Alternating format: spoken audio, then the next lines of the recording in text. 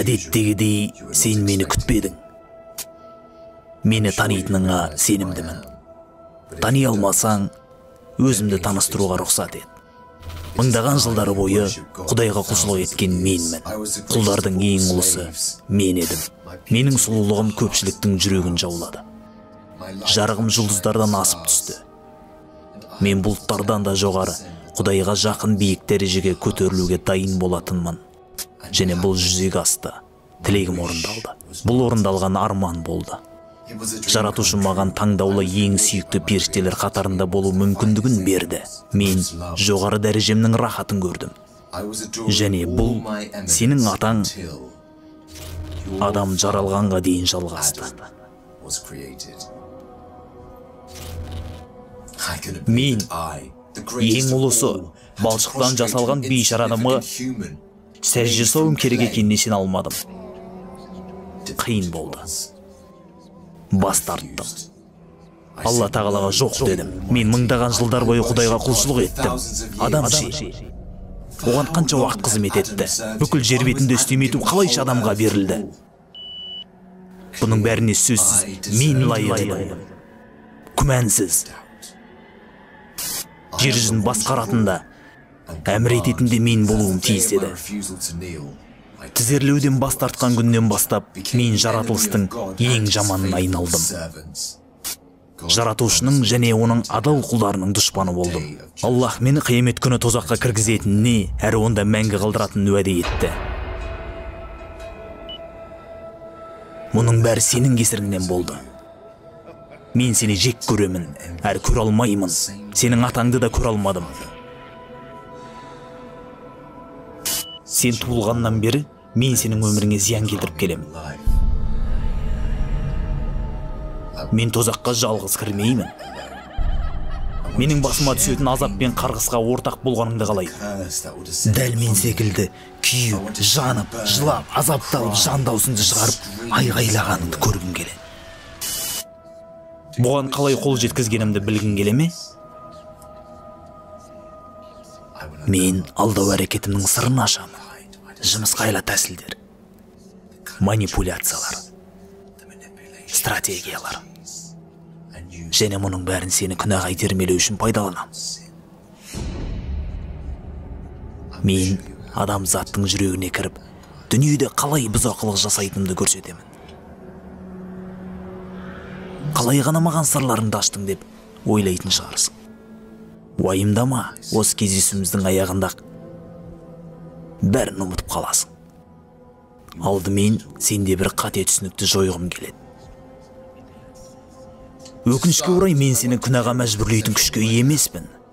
Сенің еркіңе әсер ету арқылы ғана мойынсұнбауға итермелей аламын. Менің бағдарламамдағы орасан зор мәселе әлемді сенімнен арылту болып табылады. Сені адастыру стратегиям өте қарапайым. Бірінші әрекетім сені ең үлкен күнә болып табылатын күпірлікке және Аллаға серік қосуға итермелеу. Қарсылық танытып, алданбасаң керемет. Керемет. Онда Б жоспарына көшемін. Сені үлкен күнәларға шақыру. Намазды тәрк ету. Зинақорлық. Жақыныңа зиян келтіру. Арақ ішу сияқты. Егер сені шын иман келтіріп сабырлы болсаң, мен мұңая қоймаймын. Мен сені кіші күнәларға шақырам. Оғанда мән бермесеңдер, күндеріңді күнәға да жатпайтын, сауапты істің де қатарына кірмейтін, рұқсат етілген істермен толтырам. Артыққа мақтану сияқты дүние істермен шұғылдандырамын. Мұның бәрі сауап алуыңа кедергі болады. Мен бұларды бірте-бірте жасаймын. Сенің әлсіз тұстарының арқасында жүрегіңе еніп, ең жақсы көретін нәрсең арқылы сені біртіндеп тартамын.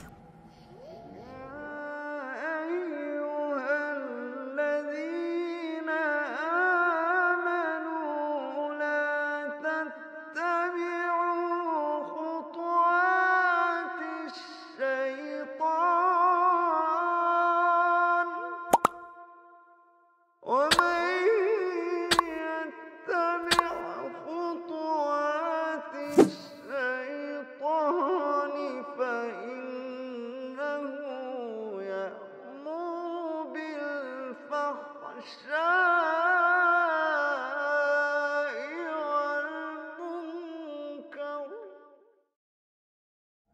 Сенің көзіңде бұл әлемді әсемдеу арқылы саған оны ғажап етіп көрсетемін.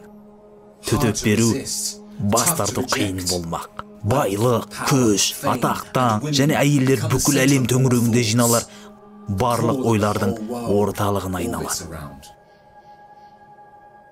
Мен сені бір құмарлықтан екінші құмарлыққа жүгіріп, шексіз зұлымдық жасау үшін гипноздаймын. Неғұрлым көп күнә жасасаңдар, соғұрлым мен сендердің жан дүниелеріңді жаулаймын. Және сен шындықты ашқанда, менің құлыма айналғаның туралы шындықты ашқанда, әлде қашан өлі боласың. Егер мұның бәрі іске аспаса, мен сенің жүрегіңе қорқыныш пен мұң ұялатамын.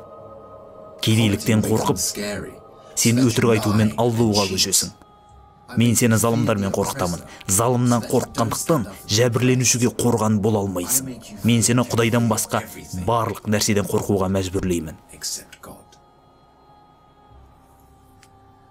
Бұл күнәлардан да аман шықсаң, онда менің ең күшті айлы әрекетімнің уақыты келді. Мен таңдаулы құлдарым пайдаланамын. Өмірін маған және менің мақсатым арнағандар. Мен оларға сені аңдуды, беделіңді түсіруді және сенің өміріңмен түрлі манипуляция жасауды бұйырамын. Олар сенің жан жағыңнан келеді. Осы арқылы мен сенің ерік жігеріңді және қарсы тұру күшіңді азайта аламын.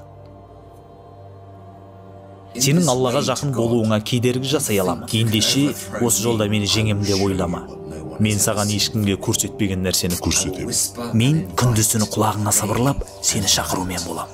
Мен сенің жауыздығыңды, сараңдығыңды, бейшара халіңді арттыру үшін жүрегіңе ең жақсы көретін нәрсең арқылы кірем. Мен сенің батылдығыңды азайту үшін сенің санаңды жаман және қорқынышты ойлармен толтырам. Жеңіске жететін менмін.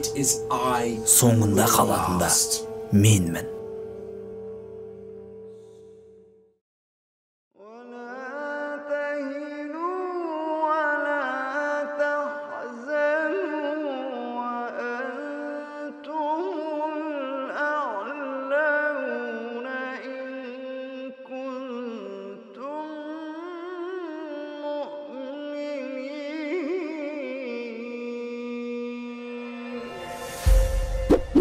Ақпарат ұнаса арнамызға жазыл.